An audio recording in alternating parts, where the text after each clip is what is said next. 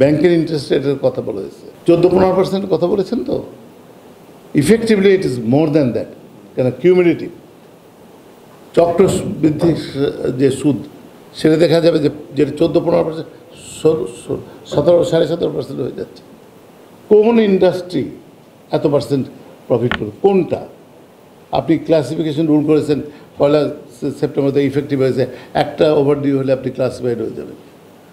তা কী উদ্দেশ্য? কী? ব্যবসায়ী সম্প্রদায়কে ধ্বংস করে দেওয়া, ইন্ডাস্ট্রিকে ধ্বংস করে দেওয়া? বলে দেন, ডিক্লেয়ার করে দেন, we don't want industry in the country.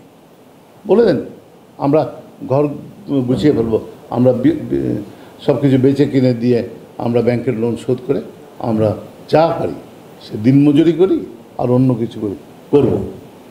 এইটা আমরা দেখছি যে এই জায়গাটা কেন যেন বাংলাদেশ ব্যাংক কিন্তু বেশ কিছু ভালো কাজ করেছে, তো করছে, চেষ্টা করছে, কিন্তু এই জায়গাটা কেন করছে না? এটা কি IMF-এর কোনো প্রেসক্রিপশন? তো IMF-এর সব প্রেসক্রিপশন কি মেনে আমরা চলতে পারবো? আপনার পৃথিবীর যেসব দেশে IMF লোন নিয়েছে সেখানে কিন্তু দেখা গেছে শুধু ভালো হয়নি, যেটা মাসুদ রিয়াজ বলেছেন কমপ্লায়েন্স ইস্যুটা ট্রু, কিন্তু অন্য ইকোনমির অন্য জায়গায় কিন্তু ক্ষতিগ্রস্ত হয়েছে। সেটা আমাদের মূল্যায়ন করতে হবে। NBR এমন একটা রেগুলেটরি অথরিটি যার উপর আমাদের ব্যবসা বাণিজ্য ইন্ডাস্ট্রি সব ডিপেন্ডেন্ট। আপনি কাস্টমস হাউসগুলির যে অবস্থা দেখেন, চিটাগংয়ে দেখেন, অন্য জায়গায় দেখেন, যেভাবে দুর্বৃত্তায়ন করা হয়েছে, কারণ হচ্ছে যে আপনার আমি একটা ইন্ডাস্ট্রি করি 20 বছর জন্য একটা মাল একই HS করে আনছি, এখন সেটাকে HS কোড চেঞ্জ করে বলা হলো যে এটাকে ফাইন পেনাল্টি করতে হবে 400%, এবং তার মধ্যে তাদের নিজস্ব কিছু দাবি দেওয়া রয়েছে যেটা আমি বলতে চাই না।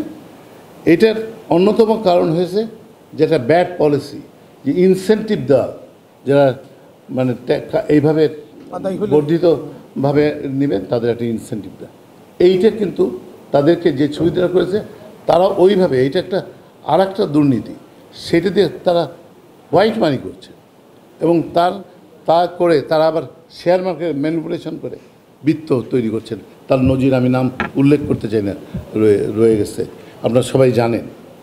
তো NBR-এ গত আমার মনে হয় 10 বছরের মধ্যে কোনো ব্যবসায়ী ঠিকমতো তাদের কথা বলতে পেরেছে কিনা জানি না, তার প্রধানের সাথে আপনারা কেউ দেখা করতে পেরেছেন কিনা জানি না। তো আজকে NBR-এর রিফর্মসটা অত্যন্ত ইম্পর্ট্যান্ট, আর 6টা রিফর্মস কমিটি করা হয়েছে। কেন NBR-এর রিফর্মসের কমিটি একটা করা হবে না? কারণ টোটাল ফিসকাল পলিসি আমি মনে করি বিভিন্ন ব্যত্যয় রয়েছে, বিভিন্ন সমস্যা রয়েছে। আপনার ট্যাক্স GDP রেশিও 8%। কেন আমরা আমরা সমৃদ্ধির দেশে চলে গেছি? আমাদের আগের BBS-এর তথ্য অনুযায়ী $2700 আমাদের পার ক্যাপিটাল ইনকাম, এখন হয়তো সঠিক হয়ে আর কমবে বা একটা কিছু হবে। কেন আমরা তাদেরকে সবাইকে ট্যাক্সের আওতায় আনতে পারছি না?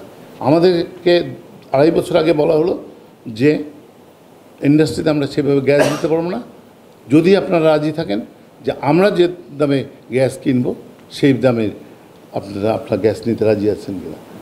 তখন আমরা হিসাব করে দেখলাম যে 16 টাকাটা যদি আমরা 25 টাকায় নেই তাহলে সরকারের খরচ সমান হয়, কিন্তু সরকার চাপিয়ে দিল 30 টাকা, হুইচ ইজ 100%। এর আগেও তো বেড়েছে। তখন আমাদের আশা কী ছিল? নিরবিচ্ছিন্ন গ্যাস পাবো, আমরা পাই নাই। এখন অধিকাংশ জায়গা, গাজীপুর ধরেন, অন্য জায়গায় এসে গ্যাস থাকে না, একদম জিরো ইয়েতে চলে আসে। এখন তার বিকল্প হিসেবে অনেকেই আমরা CNG ব্যবহার করছিলাম।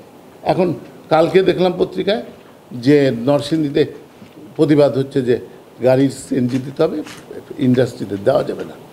তো আমাদের তো প্রায়োরিটি ফিক্স করতে হবে ইকোনমিক কস্ট বেনিফিটের বেসিসে, কোনটা আমার দরকার, আমার কি ডোমেস্টিক দরকার না ইন্ডাস্ট্রির দরকার, এটা তো ডিফাইন করতে হবে।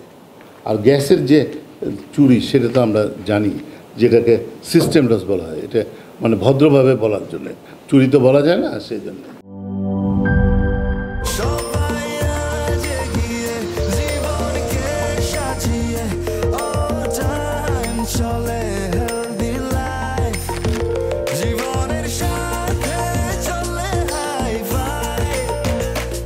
চলার পথে স্বাস্থ্যকর all time honeycomb, all time healthy life.